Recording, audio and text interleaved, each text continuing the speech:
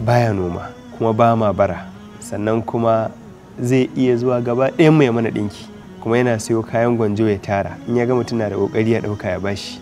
Duk ran alhamis zai sayi omo ya rarraba mana kowa ya wanki. Za ka je ka rayu a wajen za ka san saboda duk abin da ya samu na wannan al'ummar ne da suka zo suka kewaye shi za su yi karatun Qur'ani. Duk abin da baya tunanin ya tara wani abu wai ya zo ya ajiye dan tunanin ko ƴaƴansa ko makamantan wannan. Duk abin da ya samu kai balma wallahi zai iya hidimtawa wasu wa'anda aka kawo ƴaƴan wasu ne fiye da ƴaƴan da ya haifa. Mu duk mun ga irin wannan. Ne sau da yawa za ka ga wani sa'in ko da an dan taba karatun sai ga an watsar da shi gaba ɗaya an shiga wata harka ta duniya daban. To wannan daga cikin gaskiya nasara mafi girma wanda ina fatan Allah Ubangiji kuma ya sa ta ɗore. Sai dai kawai fata na Allah Ubangiji ya ƙara ƙarfafa ni ya bani ikon dogaro da kaina wajen yi wa wannan addinin hidima ba tare da na samu kaina ƙarƙashin wani tsarin da ƙila inda ni ne ba haka zan yi ba. Na sai gidan kaina tun a lokacin.